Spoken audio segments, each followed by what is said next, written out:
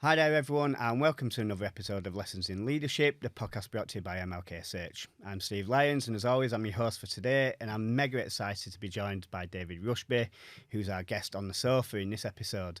Now, David's a really successful primary head teacher based in the Huddersfield area, but then went on to actually set up Nautilus Education, which is making massive differences within the education sector and enabling school leaders to really collect and evidence some of the fantastic work that they're doing in schools. So firstly, David, thank you so much for being on the show. I really appreciate your time. Thank you. And secondly, how was Easter? How were things with you? Easter was good. Easter was low-key. I live with two children, or were children, that are now diligently studying for A-levels and GCSEs. So it's it's a case of my Easter was second to that, really. So they were fairly good, really, with their studies. So it's impressive. Yeah, nice. So obviously, as part of these episodes, we really dig into your background and journey into education. So that's probably the best starting point. So, give us a bit about your background, where you grew up, your education, what school was like for you when you were a child, and ultimately why that steered you into a career in education. Yeah, I think it's a good place to start. It has a big bearing, really, on where I worked and the kind of settings and the context.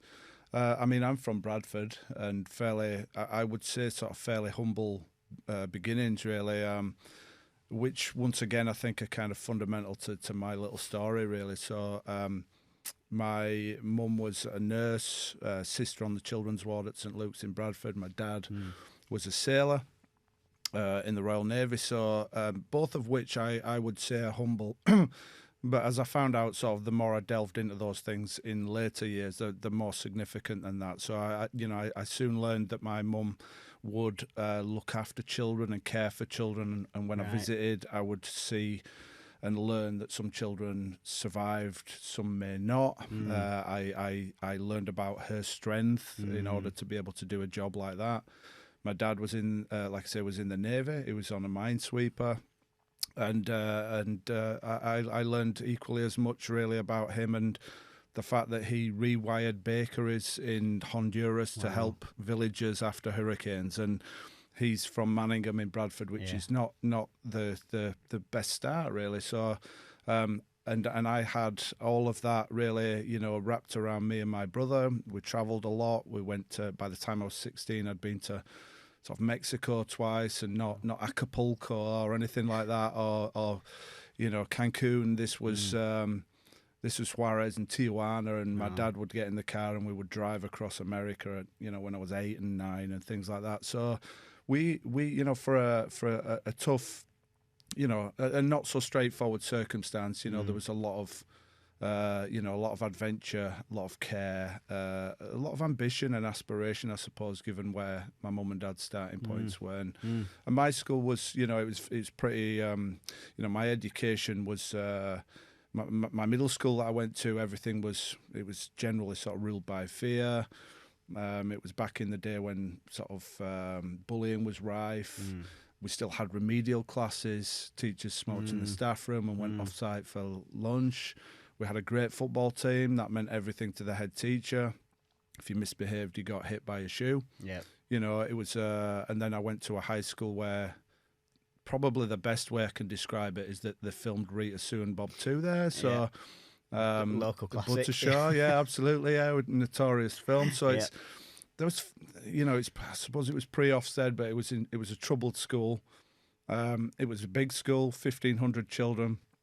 It was fairly diverse, I think, as Bradford is.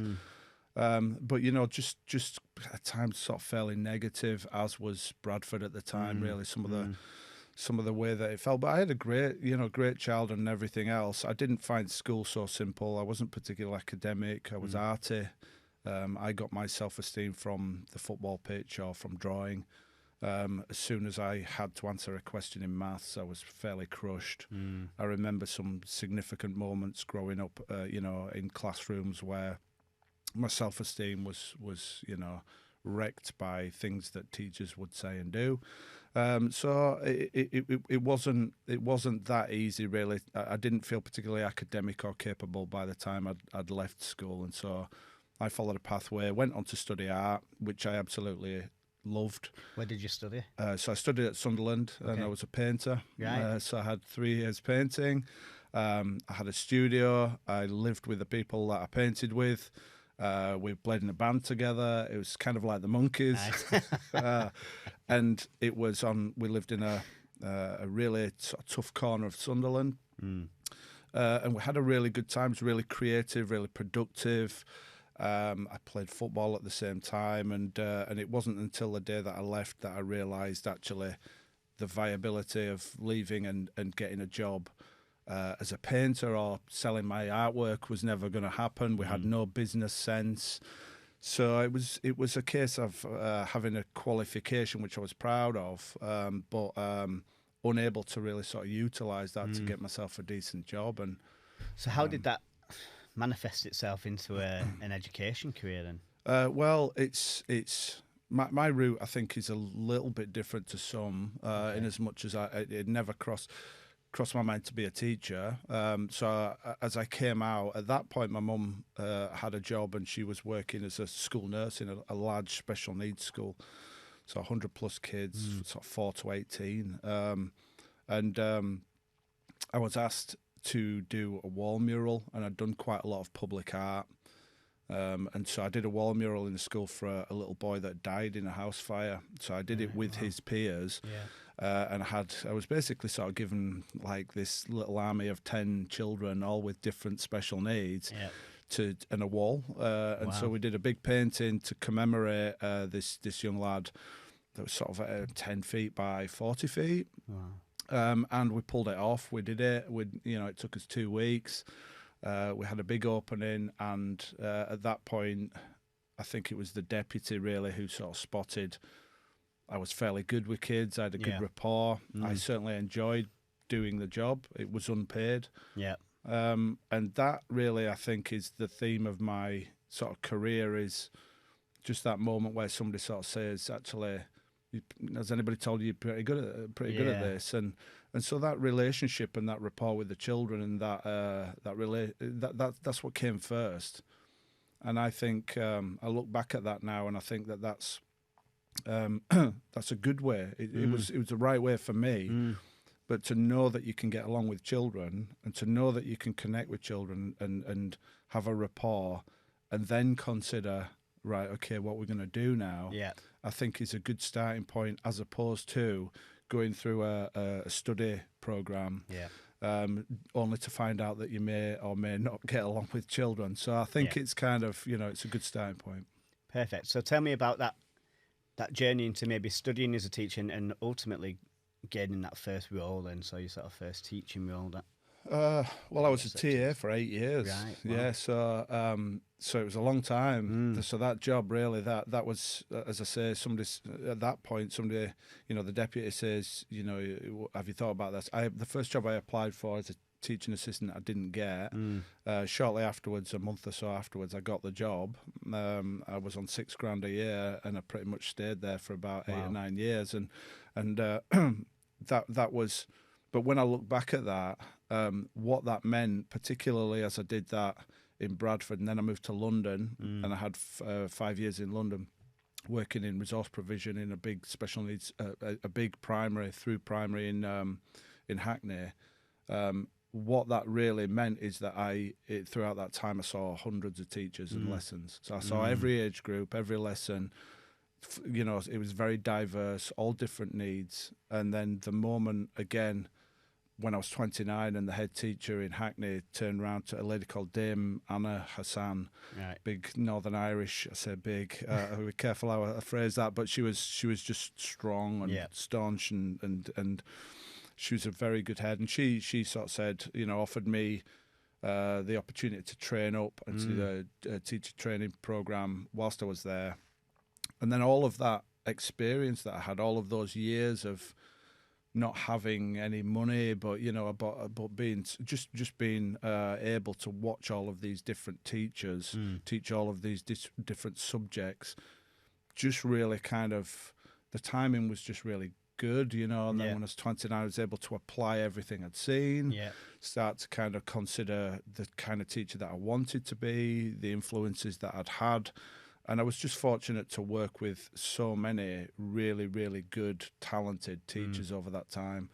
And I think as a TA, that's invaluable. You know, don't ever, and I learned in school later on, you know, don't overlook, you know, those people in your school, because if you want to know what standards look like, they've seen everyone, the TAs, more often than not. Yeah, and it's quite a measured approach, that, because you're 29, you've been in that environment for quite a long time. Yeah. And then you get that opportunity to train and teach as a teacher. So was that a bit of a learning curve when you actually decided you wanted to train and teach, or did you feel was it an easy transition for you because you'd spent that time as a support assistant in there? Yeah, it was a fairly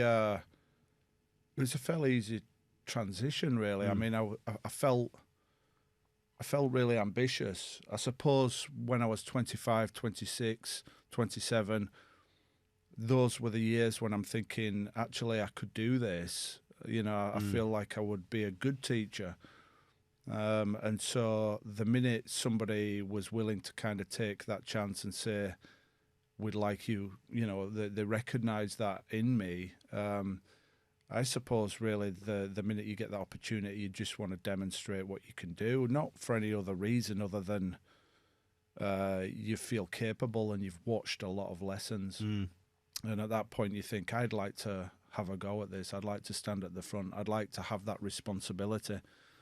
And I think that's the curve, really. I suppose you stand there and you have that moment where you look at the class, and I remember my class. They were all this whole class of year twos all staring back at me, and I'm thinking that you're mine. You know, it's sort of like we've got, you know, I'm responsible, and I just thrived on that. That was a real pivotal moment. You feel very proud. Yeah. Obviously, I'd managed to kind of get on somewhere on a pay scale which would hopefully, you know, suit me moving forward and support me in that sense. But more importantly, it was just a case of, right, okay, we could do this, we could do this, we could do this. I could teach them art, I could talk to them about things I love. And I think that's the great thing about teaching. It's that opportunity as well. And I've always said it's really important to give yourself away. You know, and be able to sort of, you know, if we want to learn about the children, we want to learn about where they live, what their interests are, and everything else. If they want to learn about you and reciprocate, you've got to give them something back. So it all starts with those sort of conversations and relationships, and that's the magic of teaching that I think that probably everybody wants to find and wants to seek. So did you stay in London for a long time? So you cut your teeth teaching basically in London. Were you there for quite a while then? Sort of what happened next in your career? Well, I was there for 5 years in total. So I was did my teacher training there. So 4 years really working, like I say, in resource provision in a large mainstream. Got my first class. Did 2 years really, I suppose. Then so 5 years altogether. My class was completely diverse. The school had, you know, 40 nationalities, 30 languages. It was very exciting, 600 children. And at that point, really, I'd met my wife now, and I wanted to relocate. I wanted to come back north then, really, because I was getting to 30 years old. Yeah. I'd done a lot of other things. I mean, in my holidays, as a TA, I worked as a children's book illustrator. I worked as a magazine designer for the Face magazine and Dazed and Confused. I coached football, for professional football clubs. I did all those things, and then by the time I got to 30, I thought, right, okay, I need to grow up a little bit. Serious. So we kind of, and really the equation of being in a flat in Hackney and thinking this is what my salary looks like to, could we move north? Yeah. And so I didn't want to go back to Bradford. So I applied. We applied for jobs. We moved. We live in Home Firth now. So I looked at Kirklees and Huddersfield. I didn't really know it very well. Saw a job as a class teacher, year 3 and 4 in a junior school in Bradley. I went to look around and did the interview. It was very similar to the schools that I'd been to. I didn't really understand or take the time to consider the fact that it was in special measures. Right. Yeah, no, it's like that's. But looked really at the children, and I remember sitting in assemblies there and thinking, right, this this suits me. I think I could be, you know, it could be a good fit for me. I could relate to it. So did the interview, got the job, and then moved back north. Then really out of London. So I'd done my 5 years. I'd from sort of 25 to 30. Yeah. And at that point, really, it just gave me a good chance, really, to kind of be a homeowner, do the grown up things, and to now use this qualification and be a teacher, and having got my qualification, just actually sort of focus much more on the children and the job in hand, which was a big one, really. Yeah, big of course. And from looking back from where you are now, and obviously served as a head teacher for a good amount of time, did you always envision yourself going into leadership? Was that always on the cards for you once you became a teacher? Was that, okay, well, because I know you mentioned you're quite ambitious as well, so was it a case of going, yes, I definitely want to go into senior leadership, I want to be a head teacher and oversee a school? Yeah. Or did that just come with time as you were practicing as a teacher? Well, I think it's that same sort of pathway, really. You do things sort of fairly instinctively. So there's an opportunity and you think, right, okay, or you make a suggestion or propose an idea to your boss and to your head or to your deputy or whoever, your class teacher that you work with as a TA. They, rightly so, would say, yeah, go for it, because obviously you're adding value and giving them, the provision more. So every time that opportunity was there, I took it. So, like, for example, when I was the TA in the school, in the special needs school, in my first role, that one, they had nobody coordinating the art. So I said, well, okay, I'll do that. Yeah. And so I did that. And they had, in the same way that when I got to the school in Huddersfield that was in special measures, the opportunities just came sort of thick and fast because it was failing. Yeah, of course. So the school had gone from 220 odd children before it went. Then it went into special measures. Then I arrived that summer, and it was on 160 children. Right. So the role had dropped.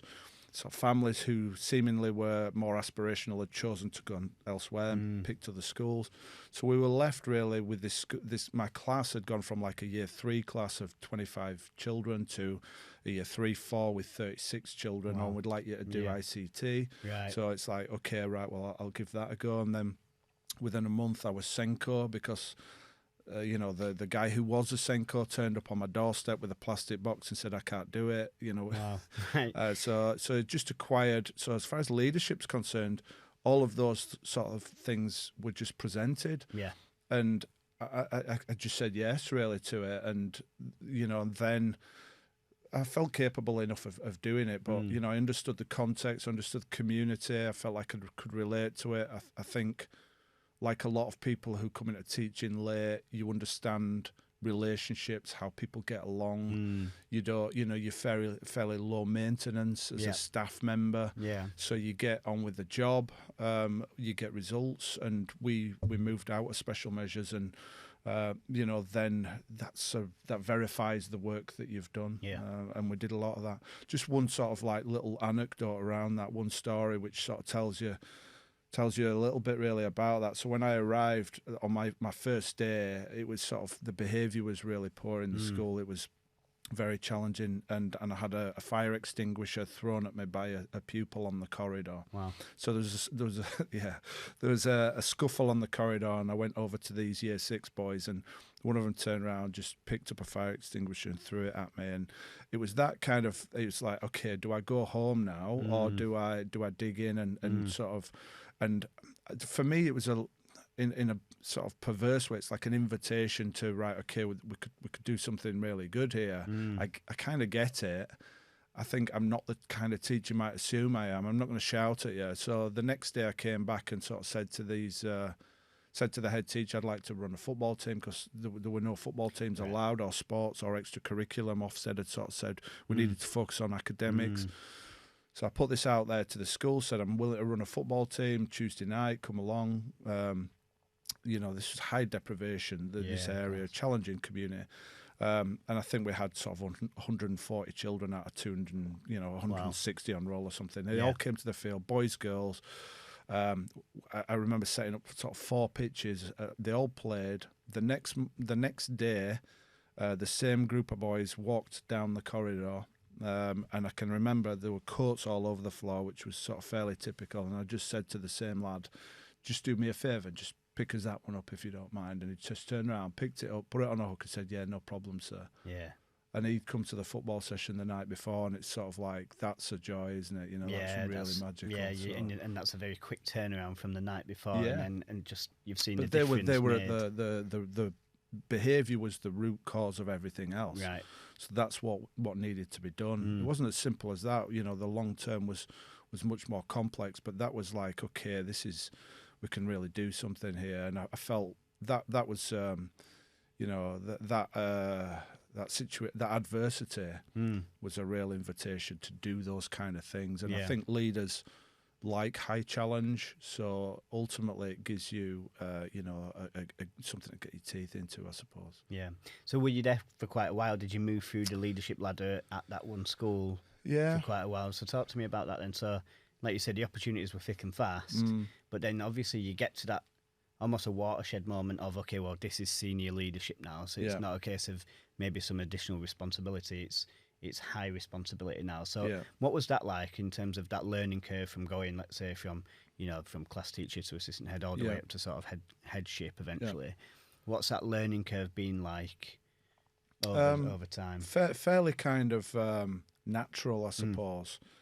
And I would I would say that's because I knew the context, knew the children, had the relationships, and so at that school, we were then able to see the fortunes change. And once you get that momentum and you change the structural, you know, components within the school and rewire, you know, the behaviours, then you start to sort of see these, you know, the opportunities occur, and you've got some momentum then and some credibility, and things are becoming verified. Families are starting to believe in you and so on. So those are the things that really, when those chances come along, and again, it's up to somebody else then to say, I think you'd make a good senior leader. It's like, okay, yeah. All right. And so that's, and then same with like assistant headship. I obviously had to apply for that, but I worked in that same community, and that's the thing. So I moved through the ranks really, and I was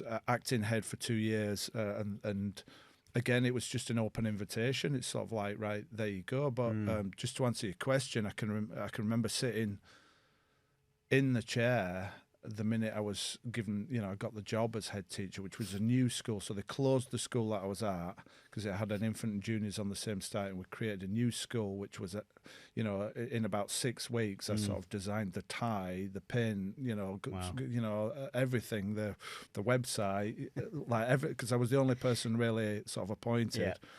And I can remember at St Thomas then sitting in the chair on the first day once school was in session, and thinking, whoa, you know, it's sort of like, up until now, it's all, you know, you're the figurehead or as an acting head, but you've always got a bit of a get-out clause. Yeah. You can always say, it's not for me. Yeah. But the minute I got the head teacher's job, it was sort of the home truth, really. Well, it's the, you know, it's that thing about not believing you can do it, I suppose, the imposter syndrome, which I kind of now quote quite humorously as being something that Frank Sinatra suffered. So I'm sort of feel like I'm in, you know, but I think everybody gets it, which is a self-esteem thing. Yeah. And you sit in the chair and you feel vulnerable. And I was in an empty office, and I was just thinking, right, okay, I'm responsible now. Yeah. And we had at that point about 500 children on roll, so we were really thriving. We were still in what RI or old money, it was satisfactory. So there's still a lot of work to do. So you still knew that we were going to be tested, but it's just overwhelming, I suppose. And it's kind of right, okay, what, you know, how do I deal with this? And I had a few sort of simple strategies. You know, I put a big picture of Brian Clough on the wall behind me, framed. And the whole idea with it was really, you know, was just not to take myself too seriously. Yeah. And I needed really, for my own sanity, to believe that if I didn't want to do it or didn't need to do it, I could leave. And so that was sort of like my little jovial way of being able to say, let's not take it too seriously. In a bit of a tongue-in-cheek kind of cluffy way, because a lot of the things that he said about leadership and management actually I think are quite fairly credible, but you've just got to kind of be a little bit, you've got to walk the walk a little bit. It was also a good opportunity to, people came in and said, oh, I see you like Brian Clough, and we'd talk about things, and the families knew that you were kind of had a bit of humour about you. And so when they came into the office and they were upset about something, you could leave by talking about, oh, I'm from Nottingham, and and those sorts of things, and the kids just thought it was my dad. So they asked me all the time, who's that? So it was. But just those little sort of things of, right, okay, let's soften the blow here. Let's just remember that it's a choice. And I'm not going to be, leadership and being a head teacher is something that I'm choosing to do. And if I don't need to do it, my self-esteem is not going to be dependent on it. I'm not fussed about the salary. And that's a funny thing to say, but I asked about the salary about 6 weeks after I got the job. Right. And it was because everything was, and because I'd been on between 6 and when I was in London, 10K a year. And I signed on the dole, in the summer holidays. I wasn't driven by finance. And I had a small house, which I still live in now, really. So it's living within my means and just having a kind of fairly clear philosophy about who you are and why you're doing it, what your rationale is, really. What type of leader would you say you were in that role? So when you first took that headship, you've obviously got a staff that you're responsible for. You're basically managing some of those people, but you're reliant on those people as well to perform in their respective roles. So what type of leader would you have described yourself back then in your first headship? I think ultimately it's a job about people, isn't it? So again, I don't think I ever forgot or still value the TA role. I still think that when I went to that school, people they called the TAs really called the teachers Mr. and Mr. Rushby or Mrs. Smith or whatever. It's like, no, call me David. And it's, I like to think I was sort of shoulder to shoulder, and the changes that we'd made we'd done together. People knew that I could teach well, and that's ultimately, I think, really important. I think I was kind to people and nice to people and sincere with the families and children. And I think that ultimately, when I see children now and staff that I've worked with, I would hope that that's the regard that they have for me. I think then once you start to apply and consider, it's a smoke and mirrors trick, really, because that's who you are, but ultimately you need to be more.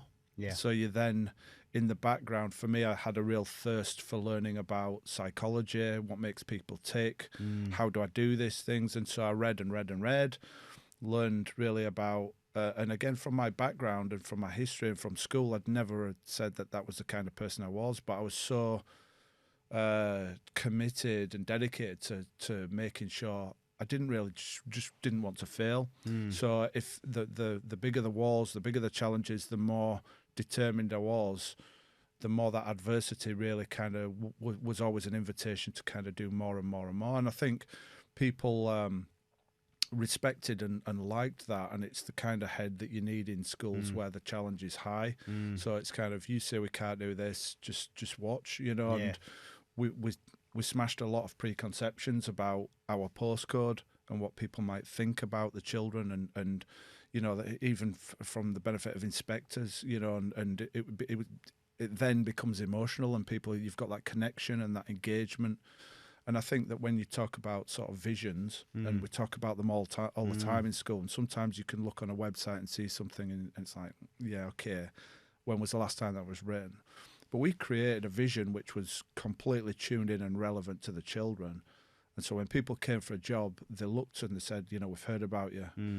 We were never short of applicants. Right. Never. So you didn't really struggle for Never, not at all. And that was people could do the job, with a high, because it was a higher workload. There was a bit of collateral damage potentially, it was hard. It was a difficult place to work, or you could work somewhere, obviously, with your qualification anywhere. But they came to you, and the people that you attracted because of that vision, and the vision was, we're not going to allow anybody to have a low expectation of these children.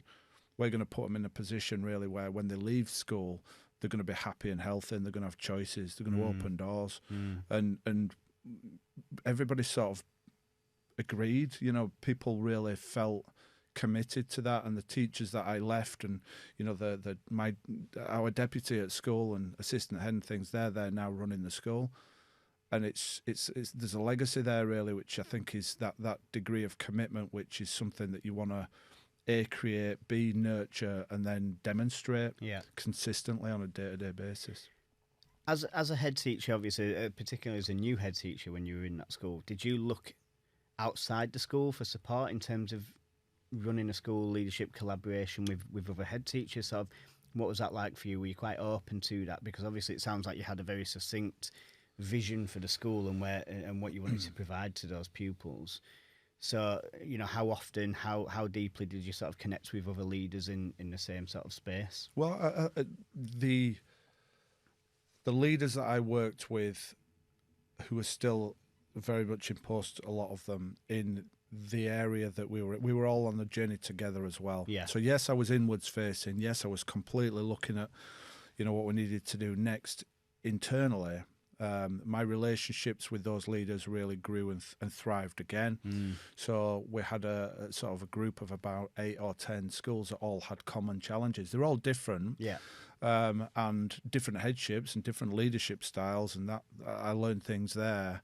But we were all dedicated to the same job in hand, really, which was, you know, vulnerability really within the community and high challenge and deprivation and all the complexities that come with that. So we unpicked that together and we worked really effectively, and all those schools moved from special measures, serious weaknesses, inadequate to good. Right. And by the time, you know, I'd left the school, we'd had 2 good outcomes consecutive, and the other schools in the area were doing the same thing. Right, okay. And we were all on that sort of pathway together. And those relationships were really, really good. And you know, I know that structurally, you know, education works a little bit differently now, or it was changing then, because we were approached about forced academisation because of the data. So we were under pressure, and as were the other schools.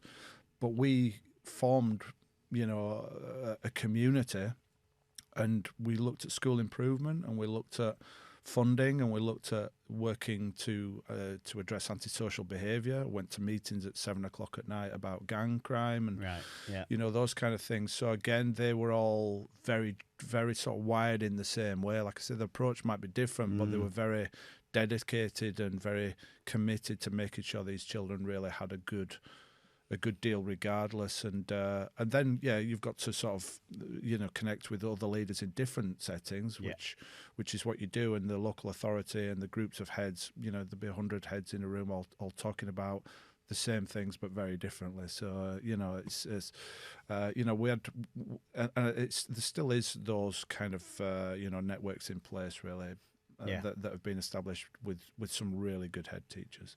Brilliant. So in terms of, you mentioned challenge a couple of times there, and different challenges, but sort of working together. What would you say is probably the biggest challenge for school leaders at the minute?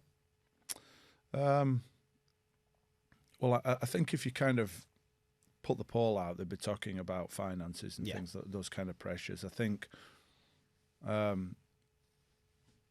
difficulty is we've sort of got a bit of a landscape at the minute. Having said that, I mean, everything changes, nothing changes. Education is notorious for changing. Yeah. You know, so you have all of a sudden it's like they remove the levels, and then you've got to prove your academic, your progress outcomes.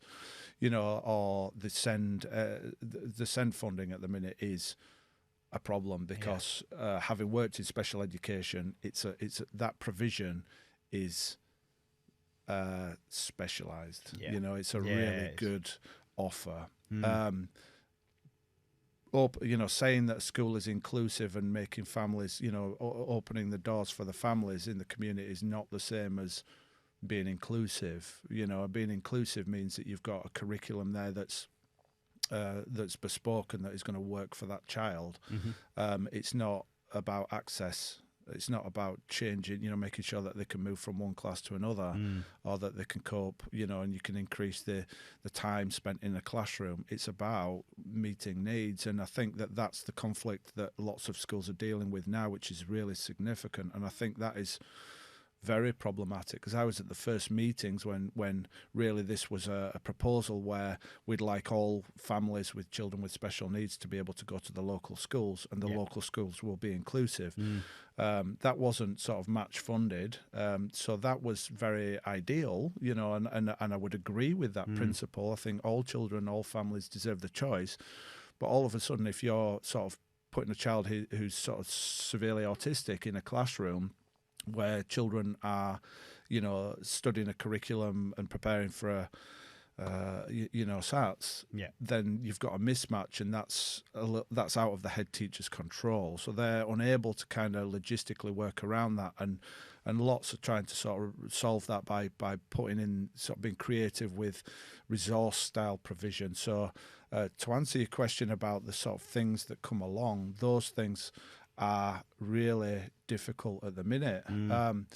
However, I think that good leaders adapt systematically. I think I always felt like we were a school where I had to apply for the funding for SEND when I first got the job as Senko in the school, and I was rubbish at it. We got nothing, and it was a real bureaucratic sort of process, and that's why I wasn't very good at it. We had to prove and evidence the need, and we were in a school where half of the children were somewhere had high needs. And so really, I got used to solving those problems without throwing money at it. Right. Now, I'm not being daft enough to say that that's the solution, but it does make you think, right, okay, it does make you question viability. Does it take money to do this? What do we need to do this? How can we think differently? And it forces you in different directions. And I think that's really where good leadership now, I'm talking to head teachers now who are looking at those choices, looking at those options, looking at how they can redesign things a little bit without it being to the detriment of standards in the school. And I think that is a big part of the job now, how head teachers sort of, funnel and manage that process. Yeah, of course. And in terms of landscape of headships, we've seen like a massive shift in the last few years, particularly post-pandemic, where you had, a massive amount of stress on head teachers, for example. And so we've seen that a sort of level of early retirements in headships. We've seen burnout as well. So, in your opinion, is there adequate numbers of heads coming through that pipeline? Do you think people are hanging in there and it will get better sort of over time? Because it has changed, and maybe the perception's a bit different, because we hear from assistant heads, deputy heads that will look up at a head teacher and think, you know what, I don't fancy that. I've seen sort of the hours they're having to put in, the stress, the burnout from that. Do you think that's a bit of a systemic issue at the minute in education, or do you think that's solvable in some way by maybe coming up with strategies like you were just alluding to there in the last question? I think, again, I think if you go back, sort of 20 years ago, we couldn't get a good judgment in our Ofsted because there were limited judgments. So unless you got a certain score, which we felt, and they were attainment, so not progress, you were unable to get a good. So you were in a school where that was the case, and that made a difference to who came through the door, your admissions, who aspired and who didn't, and, who was left in the school when the rest had sort of the exodus. So the challenges then were significant. I would completely agree. There's a lot more awareness of those things. Yeah. I think that has to be managed. I do agree with the fact that heads do need support, and they do need to work with good people. I work with a lot of heads now for the local authority as an advisor. Yeah. And I have complete faith in the heads, and I look at the jobs that they've done, and their schools in some ways have come from some kind of adversity. Yeah. So I'm working with a lot of schools where things haven't gone right, and then the head has come in to readdress that, and the determination that I see is impressive and right. You know, it's admirable. Not just that, but I actually think it will work. You know, I feel they're effective heads. The sustainability is the question that we're talking about now, because getting into post and getting that job is one thing.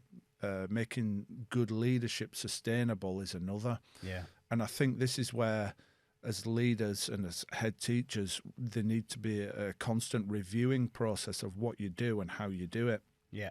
What's meaningful, what impacts and what doesn't. What you're doing for the benefit of Ofsted or for evidence, which in actual fact is not, you know, is taking, you know, is poor time management really. And I think that is, you know, that process being more efficient and reviewing and being diligent and making changes, and all from a good point of knowledge, knowing your school. You can only do that when you know how things tick. But I think that is much more important now. And the well-being sort of question, I think that is one which should have been really more forthcoming in years gone by. It's, you know, and in the same way that we're assessing well-being in schools, and don't get me wrong, it's prevalent and we're getting an increase, but well-being itself and mental health is not new. So when you worked in a school like I did, where, you know, 20 years ago when I was in that school, when those children were throwing fire extinguishers at me, nobody had ever mentioned mental health. Yeah. Nobody had ever, you know, you might be safeguarding, are they okay? You know, but we weren't really looking at the domestic circumstances and the mental health of the families. But we had Sure Start centres and things like that, which were really thriving. So politically, there's questions to be, you know, there are some big things really that have not been helpful there. I think leaders need to be sensitive about how they manage the use of social media as well, and those kind of things that access. I would say, you know, they need to be inwards facing and, you know, outwards facing when necessary, you know, not the other way around, because I think exposure to too much high challenge nationally, which is out of your control, can be demoralising. Yeah, of course.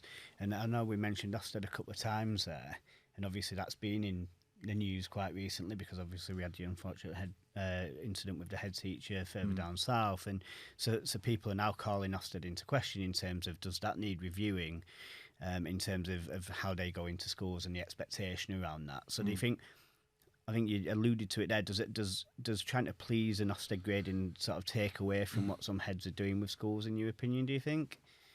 Oh, definitely. I mean, if you look at the amount of work and time and everything in the background that goes towards inspection, but I think the baggage and the damage really is to do with the psychological harm that it causes, which is obviously what we've seen from that situation. And I think that is, you know, understandable. Heads will relate to that.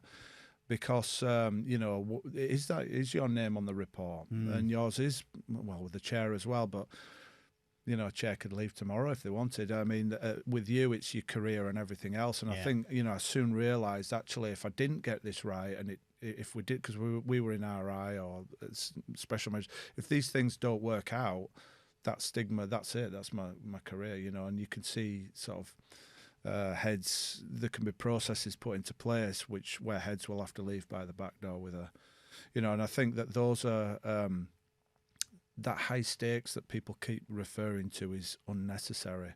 When they talk about high stakes, what basically we could be talking about is fear, which is incredibly unhealthy. And there's been an element, I think, before now of fear being part of the inspection process.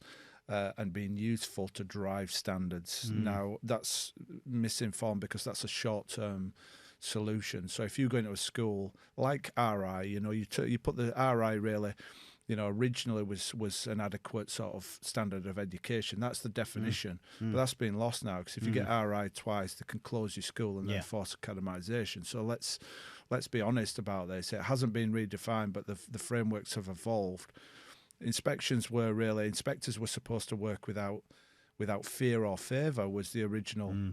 Now we're in situations really where, you know, if you're going into an inspector school and you're looking at the structural sort of aspects of it and quality assuring that, in actual fact, do you have the credentials to do that? And if you're a secondary, you know, science specialist, senior leader, and you're inspecting a school with 400 children on your own, and you're discussing early years, are you credible? You know, so I think, the prospect originally, Ofsted's design was to work with school support, challenge and support. We have gotten to a point where it has been high challenge, and the support is, the actual report has been sort of condensed to such a point that it's actually fairly meaningless, really. There's no superlatives in there. There's nothing where the next day you're going to wake up and say, this is great, let's read this together. In actual fact, it's sort of like schools suffer the blues, I think, post Ofsted, because you think, what was that all about? And it's more about survival, I think, really, and attracting families from an admissions point of view, which is, again, a financial viability question rather than a standards one. So there's a lot of things to address there, but, it currently does need completely redesigning. Yeah, I've had experiences where I've maybe spoken to a CEO of a trust or an executive head teacher where they've gone through an Ofsted and achieved what they wanted to achieve, but then, like I think you mentioned there, the blues after the Ofsted, there was almost space there for them to get too comfortable because they've achieved a certain grade and they were happy with that. But then they've sort of relaxed after they've had that inspection, maybe got a good grade in, but then there's room for complacency almost. Yeah.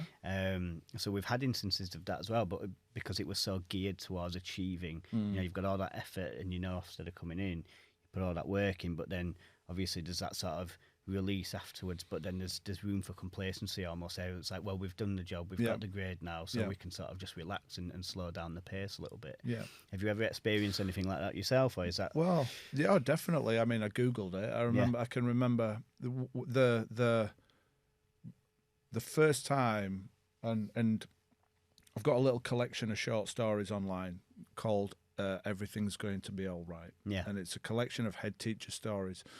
And they're all just sort of like moments and things. And one particular moment that I wrote about, only short, but was, we'd had, after the first inspection, it was probably like the third, to be honest, because we'd had interim ones and things like that. And then we were on the brink of good, and the lead inspector had sort of said to me,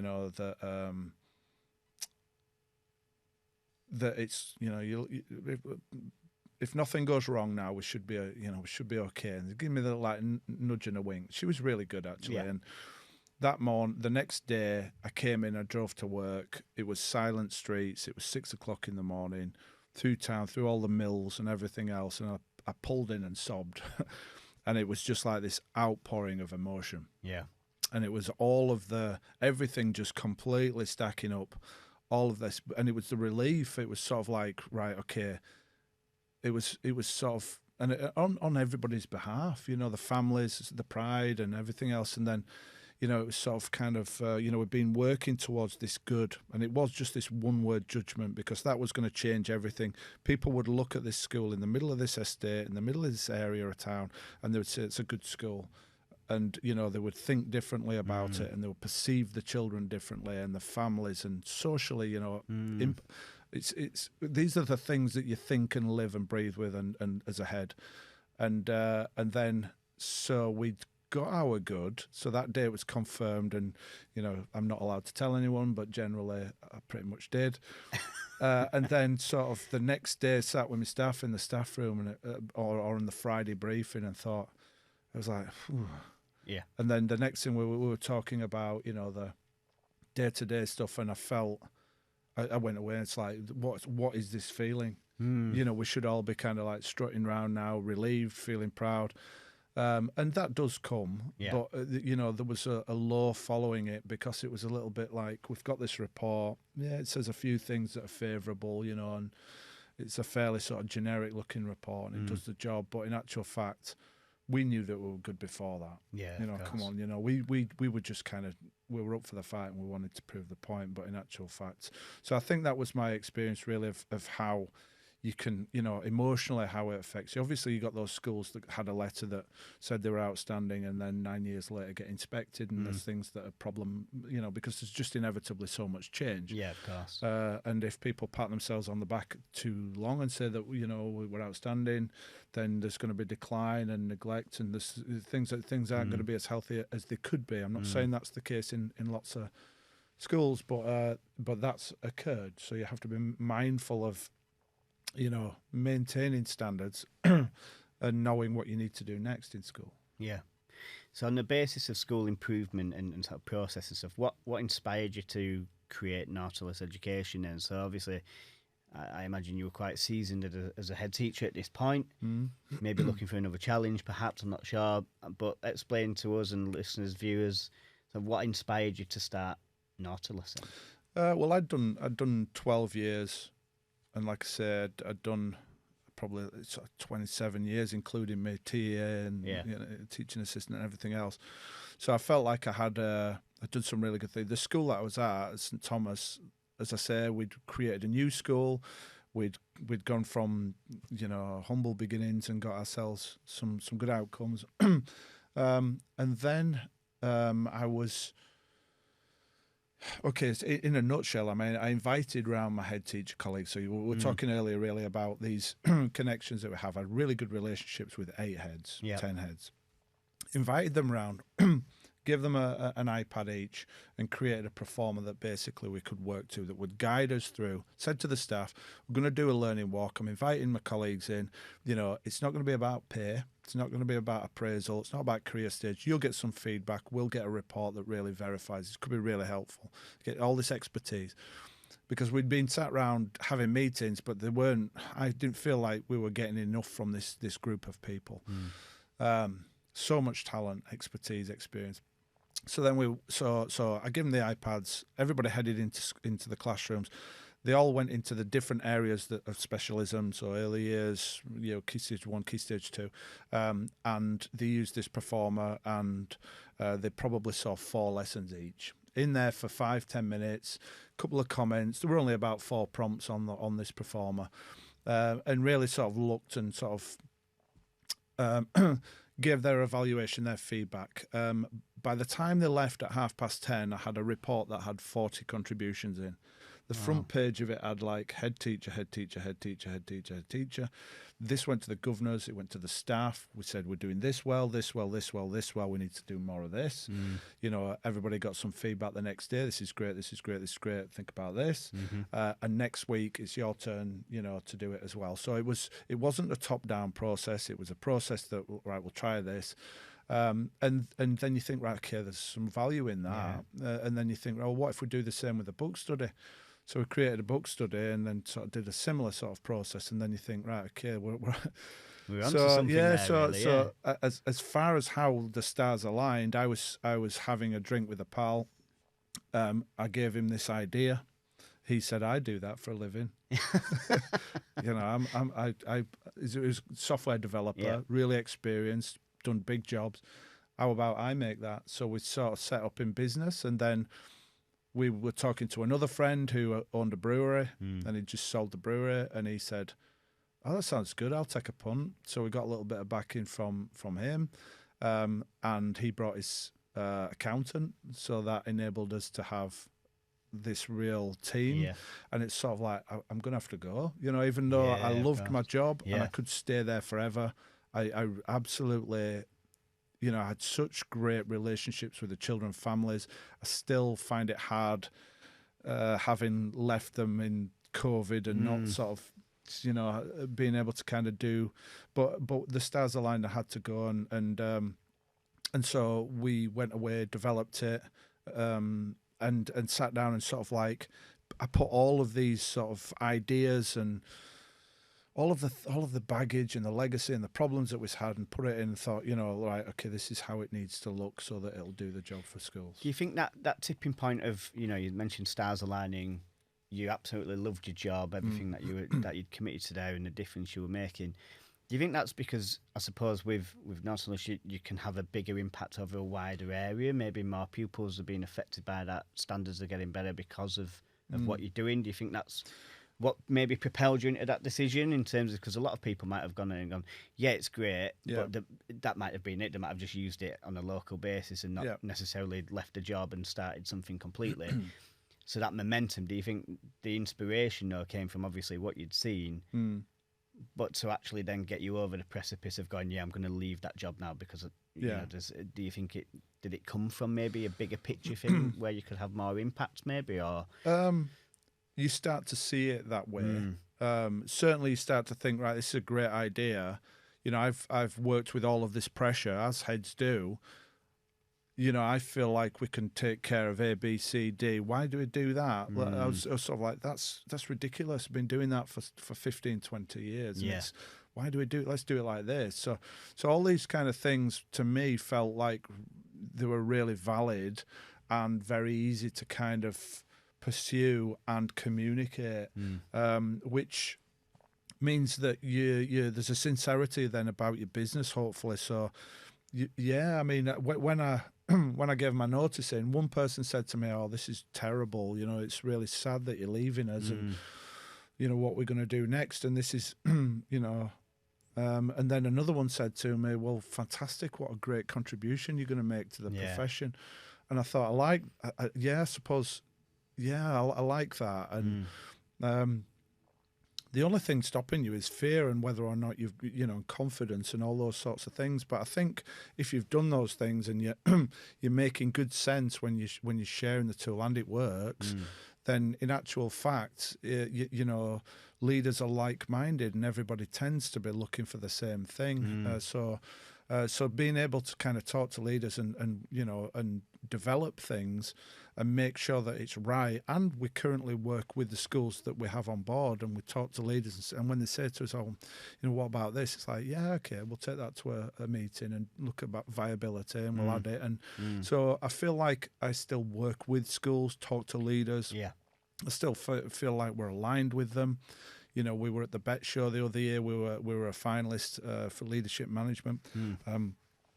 I feel like I can't comment on other edtech businesses, but I feel like our heart is in the right place. I feel like we're run by school leaders. I feel like, you know, it's honest and it's sincere, you know, and I think that that's really important when it comes down to connecting with people rather than, it's not about sales, it's about being able to help people, I would say. And is it having a massive impact, I imagine? Is that growing, that impact that it's having, sort of, what's the growth been like in that amount of time for yourself, would you say? It depends how I skew the data in this conversation. So it's when you start the business, as you know, we're not selling tables and chairs. We're selling a different way of doing something. Yeah, we're creating a platform where you know, people have to think a little bit differently, and it takes all the typical components of school improvement, but it actually, you know, it's presented differently. There's a concept there. It's very simple, and the tech is very low key, so that it's not obstructive, but it's doing things different. So you kind of you're trying to sort of share it in a way where it can resonate for those reasons. And as far as sort of the impact's concerned, when you get your first sale, it's like, somebody likes this, you know. And I remember getting this little Facebook message, and it's sort of, okay, because I'm learning about marketing at the same time. Yeah, I'm not from a marketing background. I've learned a lot about it. I wasn't on social media as a head at all. I came onto social media when I started the business. So I'm making these connections and learning all these things, you know, flying by the seat of my pants to be able to do it. But people are saying, actually, we like this. And you know, when you start to Google it and you see reviews and people like it, or comments on Facebook threads and people like it, ultimately we've got schools now in 80 different local authorities. Yeah. So, and we've got a concentration of 11 or 12 on Anglesey. Right. With the new Welsh curriculum, and we've helped them to be able to kind of capture what they're doing there and work with their school improvement partners over there. There's 40 schools on Anglesey, by the way. Right, I thought 11 was quite a catch. We've worked with schools in China. We've worked with schools in, you know, in Nigeria and different places, and all of these and different schools, different circumstances. There's it's probably over 1,000 leaders on the system in total. That's not schools, but that's school leaders. We'd like more schools to sign up, but that's partly because we have a vision of connecting those schools, of being able to kind of create, because in there you can write your own. So if I wanted to write a learning walk that focused on reading, I could create that, and then I want to be able to, you know, we now have a Facebook group, a school leaders forum, share that. So reduce the workload, create connections, learn from each other, and you start to see that this is much more than just a kind of checkbox exercise, because we never wanted to be seen as being an appraisal tool. It never needed to be about pay and career stage, Ofsted descriptors, teacher standards, tick, tick, tick. This is really about having, being able to evaluate what you're doing in school much more intuitively. And so we want people to think like that and to use their skills and to benefit from the technology and to reduce time spent doing reports and admin and all those additional sort of things that really, like I say, contribute to poor health and well-being and poor sustainability in schools. So we want to promote and make sure that it can be efficient and everything else. And so, we were nominated for leadership and management finalist at the Bet Show. People were coming up to us at our stand and saying it's really great. Yeah. Especially, since you're only a year old, and I just assumed they gave it to everyone. Yeah. So we got there and realised we were up against sort of, BBC and Sky and all kinds of different. And we were sort of sat there thinking, same with the Education Resource Awards, nominated there as a finalist in leadership management. So lots of accolades, business and more importantly, really sort of within education, to validate what you're doing and give you the confidence to say it is good. It really does work, and to sort of forge and move forward and sustain that ambition and that drive. We would just want to connect and talk to more school leaders, and the more people we can reach and talk to, the better. Have you had interest from, I'm assuming so, from like Academy Trust as well, because you've obviously got a family of schools there that will operate in a similar fashion across their school sites and in a lot of Academy Trust, and the plan is for them to get bigger and bigger as well, right? So has that been maybe a market space for you that you're looking at and thinking, maybe you'll move into that in the future, or you're already sort of doing that as it's something we do. So if an example, we have quite a few groups of schools and federations and things, all different sizes of schools. This is the lovely thing about it as well, is that you learn so much about how different schools look, work, and you cannot underestimate how different schools can be, even the one down the road. And so, we've worked, so in, one school we work with, the director of learning got in touch, was really enthusiastic, very innovative guy, really driven, was working, he was leading 4 schools, each had a head. Wanted to know how he could create content on the platform and then put that into the 4 schools sort of, to guide, so that they had consistency and they could make comparisons on standards. And the beauty of that also is that if you got, a Senko in each of those schools or an English lead, they can all do learning walks together, so that you're then getting reports that have external verification. It says on the front of it that there's 3 Senkos done this book study. Right. So it's sort of like, that sort of stops the halo effect. Again, it gives you credibility, the validity of your reports go up. But that's not exclusive to that's not exclusive to MATs or federations. That's about people who want to think differently and utilise their relationships that they have. So going back to my situation where I had 8 teachers and I'm sat round the table thinking, these people are fantastic leaders. How can I get, how can I? Yeah, of course. So when we did that learning walk and they were all able to contribute, in that hour and a half, everybody was helping my school to be better. I was willing to do the same thing for them. It was, they were also, learning because they were looking at how my school was working compared to theirs and the things that they can take. And so I think it's not exclusive to any kind of an organisation, but it is really beneficial, and it really does utilise professional relationships of any kind. And I would say that is a real strength if you can tap into those. And we have this worry about evidence. Do we have evidence? Is it credible and things like that? So in actual fact, the minute you print out that report at the end of your visit, there's no administration to do, and the statistics, all the contributions are on there from your partners from the school down the road. You've got some magic really from those relationships. It's fantastic. And I think the good thing about education and the sector that we work in a lot of the time is, the majority of the time is that people are open to new things. That's what we found as a particularly new company as well, is just you find the right people that are actually open to being quite innovative and accepting maybe a different point of view or way of working. And I think latching onto those people, like you said, that the first time you did it with those 8 other people that you had a good relationship with, and seeing the value in that from the get-go, and then being able to grow it into something that's, like you say, over 80 local authorities or whatever it was. Well, this is it. That value is a term you use all the time, because it's kind of like, we've got a learning walk here, right? That works. Book study. Let's do. Let's apply that. What if we could include surveys in this to parents and children, design our own or use whichever, and reduce, so there's no admin there, we're just dealing with the data, so we've got same day impact. What if we all funnel this into one place, so the head can see this and the leaders can see their subject or their aspects send? Can we get Senkos away from the office, and reporting and doing all the administration that's heavy? Could we get them into the classroom so that they can evaluate, send provision and feedback to the colleagues and provide support? And you think, okay, well, we had that. Well, what if we take pictures? Can we take pictures? So we added photography. So you take a picture when you're in the classroom of some good work, you label it, it goes into a communal gallery, and then everybody can see what the standards look like in every subject at every level.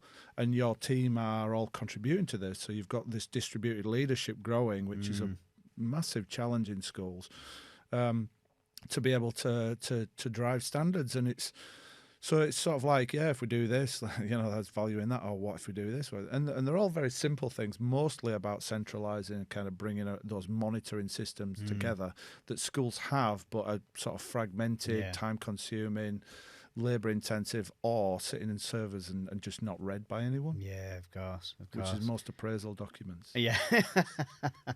So what do you think's next for Nautilus then? Do you think, do you have plans sort of moving forward for them to sort of innovate it even further? Do you think sort of what's the next steps?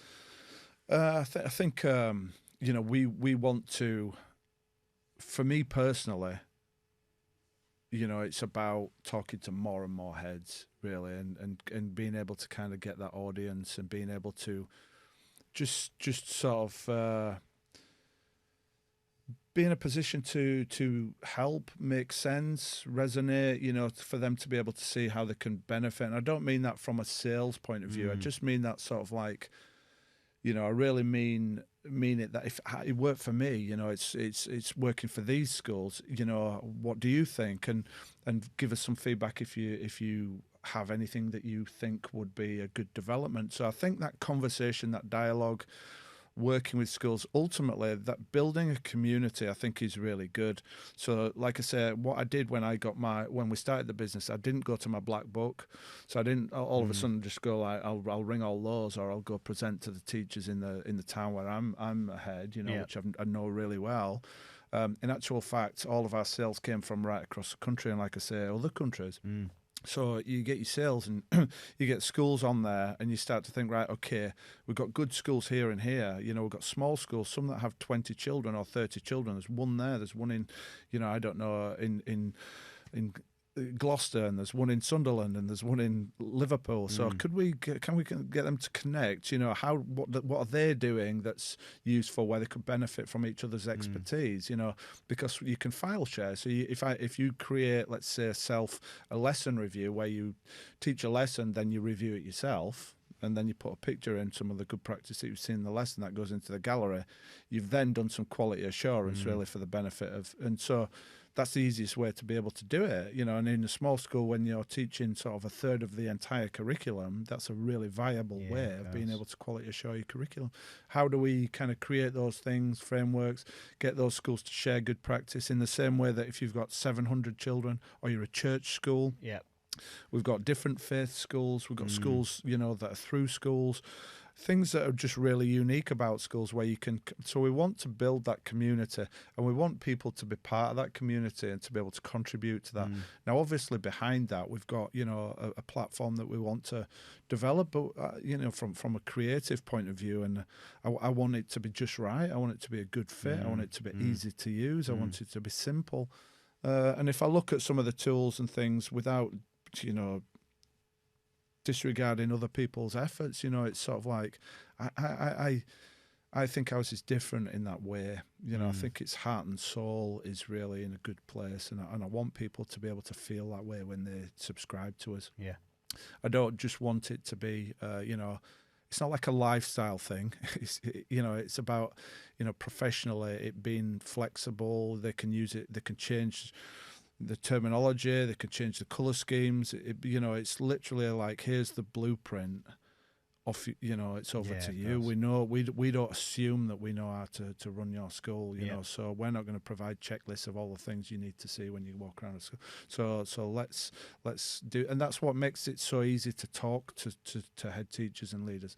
And I want to talk more, and I want to speak, and I want to meet more of those people. And whenever people book in for a demo, I get excited. So it's of course. And essentially, it's good practice. You're sharing good practice, but it's also, it's going to develop leaders, particularly sort of early leaders, people maybe that have gone into them realms as well, and then you've got this tool that's sort of validated by all these other sort of leaders as well across the country. I think that's an important part of it.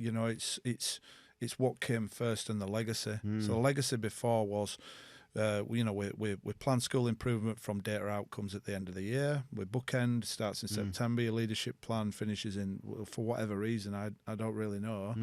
We observe 3 times a year for benefit of appraisal. Those lessons aren't necessarily accurate, so therefore the feedback's not meaningful, and then it sits on a server and nobody reads it.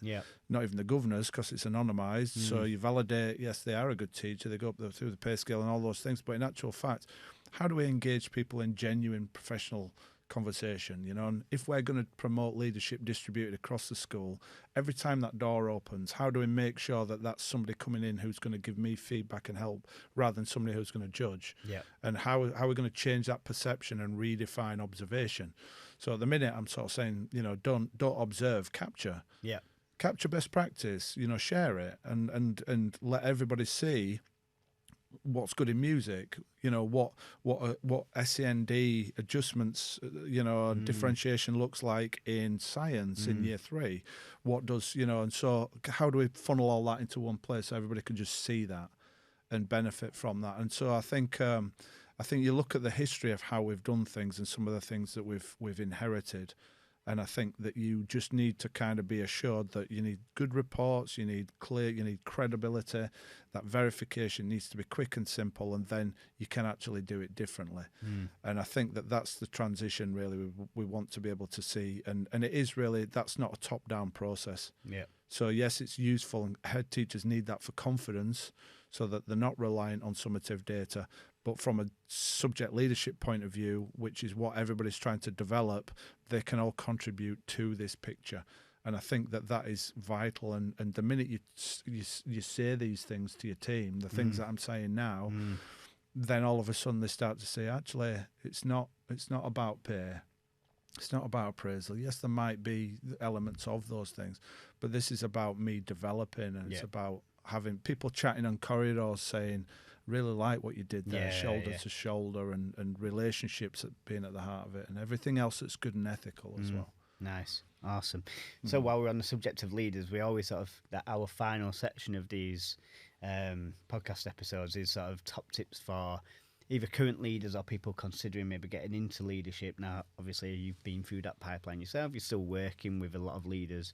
So what would you say in terms of top tips for would-be leaders or sort of existing leaders early on? What stands out for you in terms of advice for those people? I'm going to throw in a big disclaimer, because I'm going to say, the one thing that I've learned is that what worked for me doesn't necessarily mean that it's going to be work for you. I think some guiding principles, but I think that it's very easy to think this worked really well for me, so therefore I'm going to write a book on it, and that's going to tell you how to do it. But in actual fact, it's not as simple as that, and schools could be very different, like I say. And as leaders, it's hard to see that and find that out and learn that. So I'm privileged now to work with schools. So that's my little disclaimer. But really, if I was looking at kind of the things that you would want in place, and I'm thinking visually now, typically as a teacher, and I've got a model in mind, which is the old pyramid job. So whether or not we're talking about our kind of human needs and all those sorts of things, but let's look at it that kind of way. So I think the first thing really for me, the most significant thing, is to know your community. So, and that means knowing your children, craning your neck on a morning, saying hello to the parents who might be reluctant, getting to know them, knowing the children, knowing your staff, and that means connecting, find out what football team they support, how old the children are, seeing them every morning and asking, how did the show go last night or whatever it may be, and getting a good understanding of the community, because I think when you then start to look at the demographic and the socio-economic factors, they're all part of that. So you need to paint the picture, and I think that's the number one thing. And it can be done sort of fairly quickly, and most heads go into positions and then they start to assess that if they're new to a school. I would say grow your own. So that's where the benefits obviously can do that, and you're bringing leaders through, and that's a very healthy way to be able to work, which is what I did. Then I would say once you've got those, it's not a pathway and it's not linear, it's not ABC, but that's what's going on. So that's what we need to do. The second thing really then I think is knowing structurally what's important and what standards look like in those areas. And by those things I mean, what does teaching and learning look like ultimately? Knowing you have the privilege as a head and certainly as a leader to see more teachers. So the more teachers you see, the better picture you should have. That's the whole benefit. So when people talk about being in the office or going in classrooms, I wandered into classrooms every day. And the teachers would say, "What do you think, Mr. Rushby?" And I'd put my hand up and I'd contribute, and I'd sit in lessons if I was enjoying them for longer than I should, and all those things. And it was great. It was fine. But what that allowed me to do was to build this picture mentally of what standards look like, where good teaching was, and so on. You need to know those things. There's no two ways about that. You need to know what standards look like in your school and what expectations, to define high expectations. So if I say to you high expectations, your interpretation of that it's subjective. Yeah. So we have this idea of what standards look like, and that means planning. There was a tweet last night which I would completely agree with. The art of planning could get lost. I agree. This is not about creating sort of technology and presentations on slides. This is about the thought that goes in prior to teaching as to what you're going to say and how you're going to, what's the best pathway to get the right outcomes. So that planning process, I think, is important. Behaviour management, all those, like I say, key structural components in a school. You have to know what's good and what they look like in your school, where it's not, and that is the lion's share of the job. Yeah. Then ultimately you've got all those kind of characteristics which are going to grease the wheels for you to be able to apply changes and make improvements, which are, all human sort of things. And if we're moving up that pyramid, then we're thinking a little bit really, I suppose, about attributes. And that's, when people, like you ask the question about sort of 5 tips, it's like, integrity or humility, and I get all, those are all, it's knowing it's the self-awareness to know how they appear to other people, applying them at the right time. And that's experience. So ultimately that's, that means that you're able then over time and going from that vulnerable situation that I was in where you sat in the chair thinking, crikey, what do I do next? What if the phone rings and I'm a head teacher now?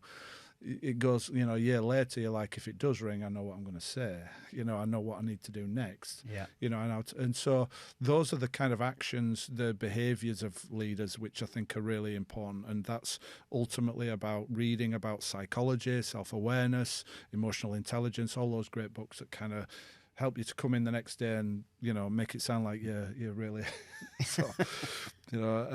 really smart. And then ultimately I suppose the sustainability of it, which you asked the question, what are we looking for in schools and how do we help school leaders and how do we make all of that sustainable? And so the sustainability really is about self-care. That's a big, you've got to walk the walk. You've got to apply these things consistently. You've got to make sure with your team there's no chinks in the armour. And I used to get up in the morning, 6:20, go for a run around the park, do 3 laps. My knees don't work, so it wasn't easy, and it wasn't for the benefit of exercise. I'd have my shower, have my coffee, give my kids a kiss, get into school, and listen to the right music on the way. Yeah. And it was just so that the first people who spoke to me, I could be chirpy. Yeah. I could be really upbeat. I could never be that person who said, "Oh, you're all right this morning." Well, I will be by 3:30. Yeah. It had to be like, "Yeah, I'm good, thanks. How you doing?" Even if I'd had a terrible night before, something had happened, I had to be that person because your characteristics, your behaviours, there's so much scrutiny. and you can impact and influence things. And certainly by 9:30, I wanted to make sure that the school was ticking and we had a fairly good chance of having a good day. And then I could start to sort of sit and reflect a little bit. But those things, early doors. So the behaviours, managing your routines, organising. I didn't turn my laptop until the end of the day. So I didn't check in till 3:30. Everybody knew it, so nobody emailed me. Right. None of my staff. Nice But the door was open, Yeah, so it's yeah, like, why do so if somebody ever said, did you get the email last night? I'd be like, no. But I've got time now if you want to sit and have a chat. Yeah. So I managed things like that. I spent a lot of time with the families, parents, learned French on the yard, played with the children, played football, did the lunchtime duty, all those things. So those are the things really about sustaining, enjoying the job. I think there's a part of that, giving yourself the kind of health, physically and mentally, to be able to kind of look and say, I'm really enjoying this. It's demanding, but and then finally the top of it really, I think, is getting yourself into a position where you can then steer things. So I think steering, I was thinking about this last night, and I think that doesn't mean to say that it's getting any easier. Yeah. That doesn't mean to say, that means what's on the horizon. So if there's a new inspection framework, or, we've got to rewrite our curriculum, or, if there's a change of government and then all of a sudden there's legislation to read and apply, you're kind of looking at those things. So steering that top part, but then what you're not doing really is you're not having to kind of worry quite so much about those fundamental components, those structural things, because they're in place, and you're sustaining, building, developing, strategically improving, identifying strengths and areas, and that's, I would say, steering, which is what good strategic planning can do. And when I look at a school improvement plan or a SEF, I can look at it now and I can see, right, actually, is this steering, or is it kind of steering, but have we got bigger things going on in the classroom that we need to kind of take care of? And that's really, I would say, are they tips? I think there might be tips in there sometimes. Words of wisdom, I would say, yeah, it's sort of, it's a collection of things, but I would certainly, consider it a process in that sense. Yeah, I would say your short stories, having read a few as well, you sort of get the moral of those, even though they are quite short. You just take something away from those as well. So I'd say to anyone sort of watching this or listening, have a little look for those as well, because I loved reading. That's sort of how I discovered you actually on LinkedIn, was reading those, really, David, and that's sort of how we connected from now. I was like, I really like these, actually, like that content's really useful. So even I was learning stuff, and I don't teach anymore or anything like that, so it was really useful. But they're excellent tips. So the final part is just for me to say thank you so much for coming on. Like, honestly, it's been fantastic just to learn more from what you've been saying and get those tips, and obviously learn more about Nautilus Education. So for anyone that's been watching or has been listening to this episode, don't forget to subscribe to ours. We're on Spotify, we're on YouTube, so you can subscribe to those and you'll get the notifications. So look out for more episodes coming. But we'll also put David's information with the links to this episode as well. So whether it's his website information, his LinkedIn profile. So if you want more information, if you're in a school and you need to know more information about Nautilus Education, you'll be able to get hold of that content as well. So thank you for listening, and thanks again, David. Cheers. Thanks, Steve.